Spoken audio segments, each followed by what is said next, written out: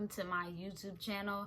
If you're here, you're most likely here from my Instagram page, which I created so I can develop a platform where I share the things that I learned that have helped me so much in my journey that I know others could benefit from. So if you're here from my Instagram page, then you know that this is a long overdue video, simply because menstrual cramps, periods, endometriosis, and just anything to do with the reproductive system is one of the main reasons why I decided to go about my healing journey, and it's what inspired me to want better for myself. So in this video, we'll be talking about the reproductive system, reproductive disorders like endometriosis, somewhat fibroids, and PCOS. We'll be talking about the menstrual cycle, and most importantly, what these problems symbolize, what they represent, and what our body is trying to tell us. So I'll just begin this video with a little bit of background history on my journey and how I got started. When I was in high school, I finally got my first period, and the first period was a breeze. I thought it was cute. I thought it was simple. I thought I was grown,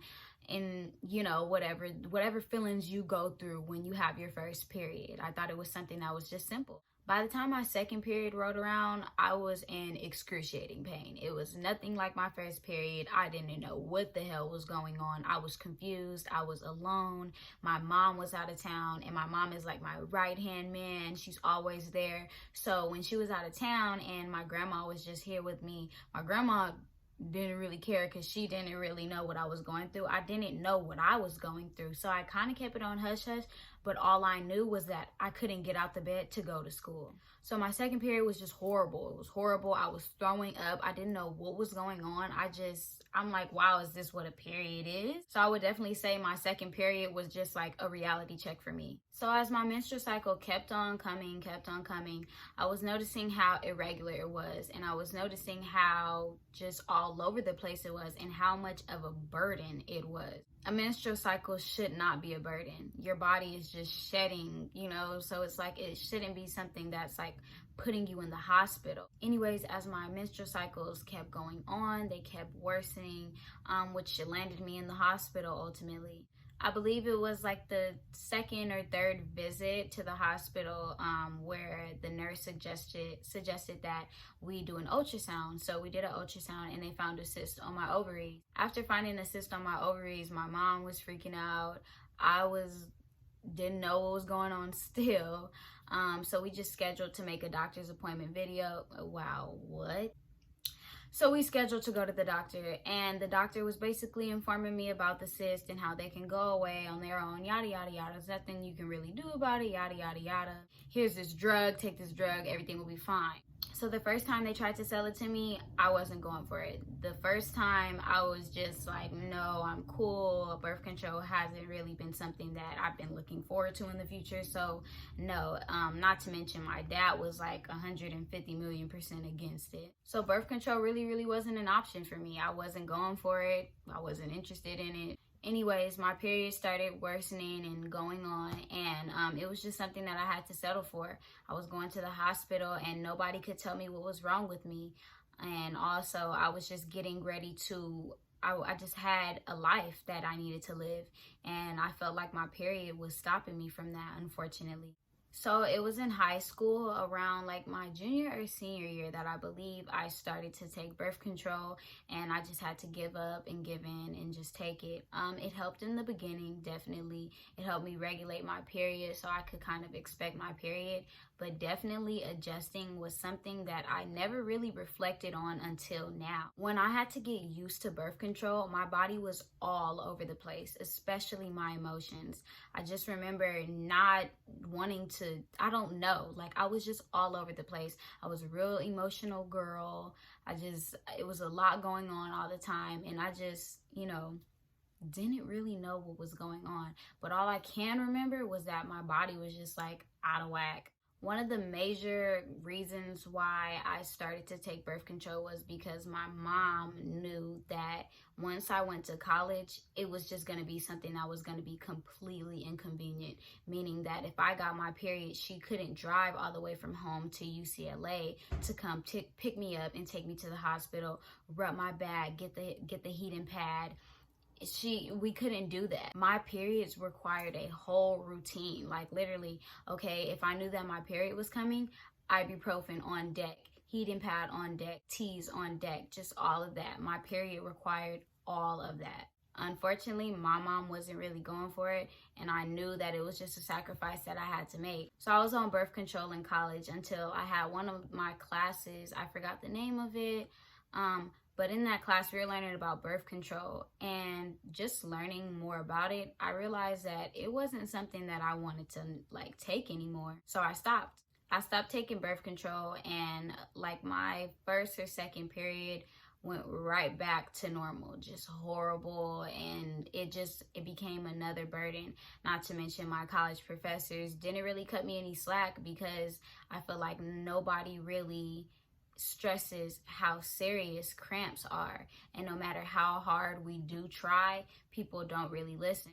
They try to shut us up with birth control. They try to call us feminine, extra feminine. It's a whole bunch of stereotypes around it. But honestly, like, if you really experience it, it's excruciating pain. Being off birth control called for me to just take a second look at everything that I was doing with my life.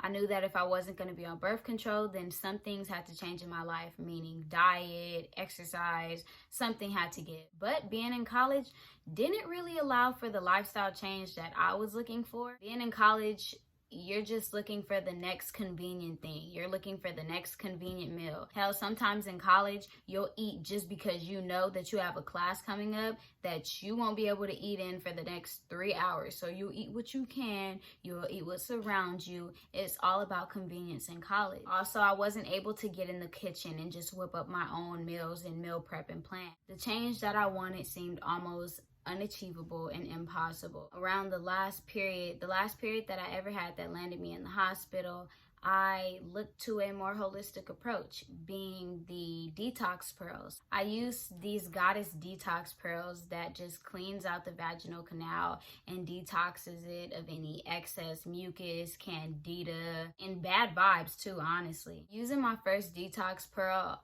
I purged a lot. I purged a whole, I don't even know what it was. It was just like a really, really big blood clot. I purged old vaginal tissue. I purged a lot, and I just knew that I needed to be cleaned out. The detox pearl kind of triggered my period. So I remember being in the nail salon with my mom, and I just started getting cramps immediately. And I was like, oh God, like it's coming, you know? So I went to the bathroom, and then that's where I passed all that old tissue, all the old blood clots and just everything. And immediately I was like, okay, like I think it's time to go to the hospital. That was the last time I went to the hospital for my period, because after that, I knew that it was time to change my life around. This was the point in my life where I started looking for a more holistic approach. I went to an iridologist, and she read my eyes, and she told me everything that I needed to know about my body, and I immediately got right on top of it. She gave me cleanses to help detox my colon, detox my liver, detox the skin, build my immune system, and I immediately started feeling better. However, this journey called for a complete 360 change, but it was entirely worth it because I was feeling so much better. I put in the work and I saw results. The first period I had after cleansing my body, I didn't even feel. I didn't get a cramp. My body barely even gave me a warning. You know how we'll get those like, oh shit, like our period is coming. Nope, not even that. I felt like 200% better, and my period was a breeze. So at this point, I realized that, wow, I'm not on any drugs.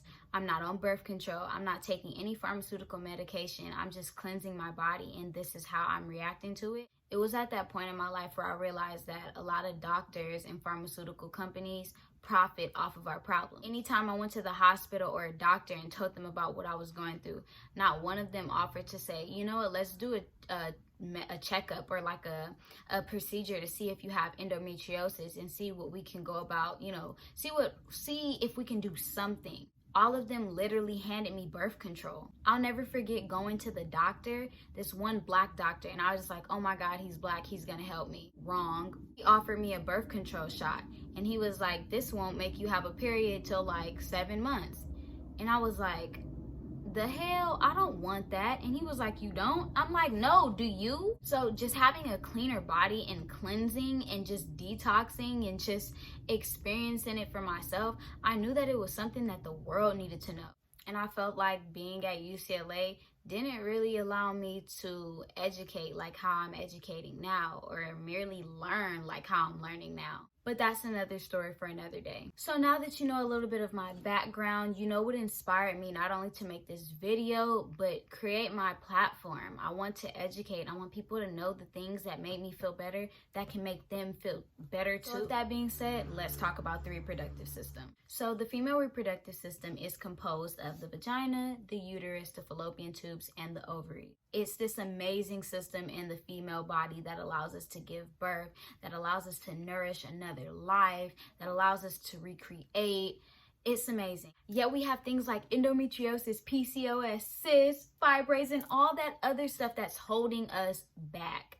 And I'm sick of it. Being that I'm sick of it, I'm about to let you know what you need to know. So, what's a menstrual cycle? During a normal menstrual cycle, our ovaries make hormones that act as signals and let our endometrium, which is our uterus lining, know that it needs to thicken. Our thickened endometrium is thick because it's preparing for an egg to be received. And not just any egg, a fertilized egg. But when you're not sexually active, or you're just protective and cautious, your body doesn't receive that fertilized egg, so it just gets a regular egg. Being that it's just a regular egg and the endometrium doesn't have to provide it with nutrients and, start a life, it begins to shed.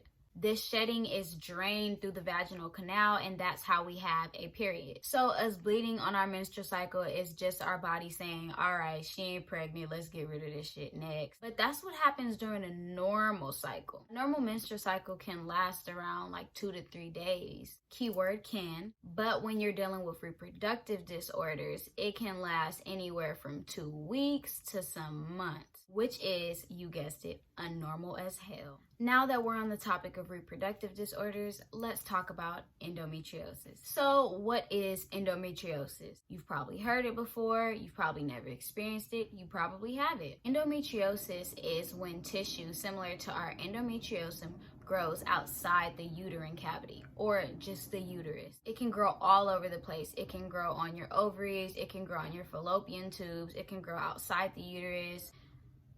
It can grow everywhere. Now, because the tissue is similar to the endometrium, which sheds during our period, that tissue that's grown outside the uterus also sheds too. The blood and lining that shed during our menstrual cycle can be drained through the vaginal canal. But when the shedding that happens outside of the uterus occurs, it has nowhere to go. So the tissue that grows outside sheds and bleeds just like the regular tissue inside. That trapped blood can irritate nearby areas. For example, the bladder, which is why you may feel like you need to use the bathroom all the time when you're on your period. That trapped blood irritates nearby surroundings, and it can cause inflammation too. In some cases of endometriosis, endometriomas occur, which are cysts that grow. These cysts grow in the ovaries, and they're also known as chocolate ovaries. I don't know why they would name something so sweet.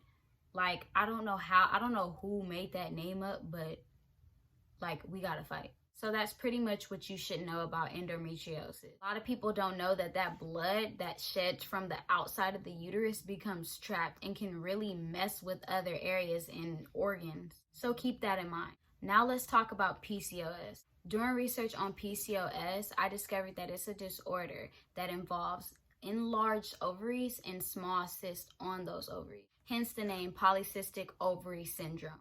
It can be caused by hormonal imbalances, and it can also cause infertility. Infertility can arise because the egg doesn't necessarily or can't necessarily develop the way it's supposed to, or it might not even be released during ovulation. Now let's talk about fibroids. I know a lot of people and women that suffer from fibroids. Fibroids are non-cancerous tumors that grow within the wall of the uterus. Of course, it comes with heavy menstrual bleeding, a whole bunch of pain, and just the whole nine. So large fibroids can distort the uterus, changing the shape a little. They can grow in the cervix, and they also cause infertility. They can also put pressure on nearby areas and organs. For example, the bladder or the rectum. So now that we know a little bit about some common disorders, let's talk about how to treat them, or how they are treated. These disorders are typically treated with surgery, hormone therapy, removal of the uterus, and so hormone therapy is basically like birth control, whether you're taking the pills, whether you get the shot.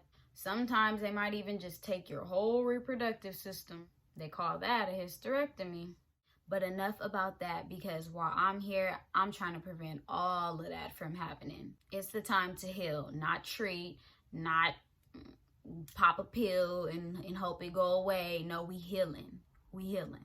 So let's talk about what these problems symbolize and what our body wants us to know. 1, toxic body. Your body's trying to let you know that something's going on inside that we need to pay attention to. It's too much toxicity for the body to maintain homeostasis. Understand toxic body as basically your body letting you know that it's time to detox and it's time to cleanse. 2, hormone imbalance. I know a lot of people, including myself, throw up while they're on their menstrual cycle. The reason why you vomit and experience nausea on your period is because there's a specific hormone that's released, and when there's too much of it, that happens. These hormones are known as prostaglandins. These hormones can be found at sites involving tissue damage and just injury. They control processes like inflammation and blood flow. So this hormone is normally supposed to shed along with our uterine lining during our menstrual cycle, but some can enter the bloodstream and cause nausea, and then you have vomiting.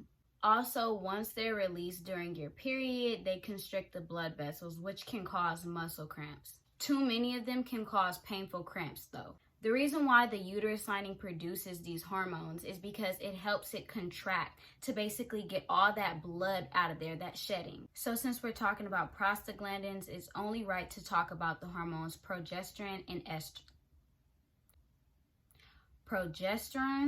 Since we're talking about prostaglandins, it's only right to talk about progesterones and estrogen. Too much estrogen can cause the endometrium to thicken like crazy. So when you're on your menstrual cycle and you feel like you're bleeding too much, it's most likely that excess estrogen. So your body wants you to realize that there's something going on with the hormones. They're imbalanced. We need to balance them. Since we're talking about excess blood, it's only right to move on to 3.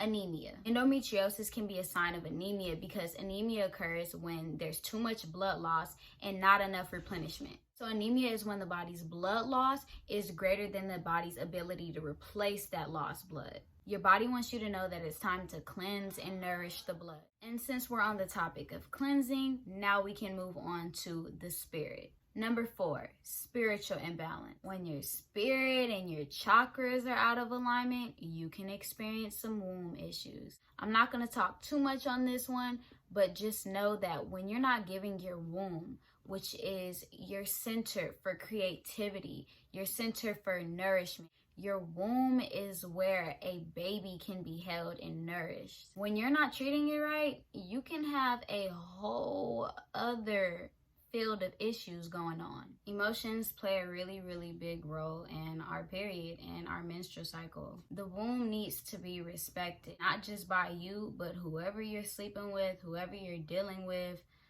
whoever. So like I said, I'm not going to touch on it too much. Just know that your spirit needs tending to.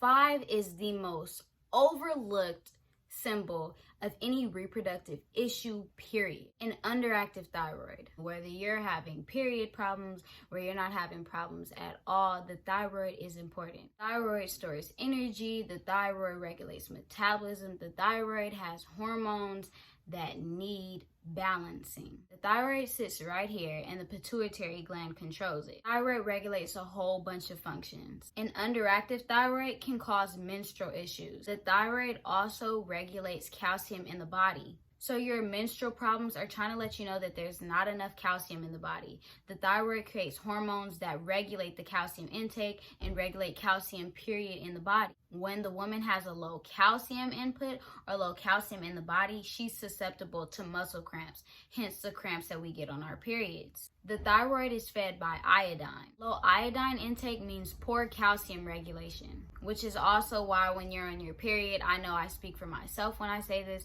I can feel a little weak, you know, like something's going on with my bones. I just don't feel like, yeah.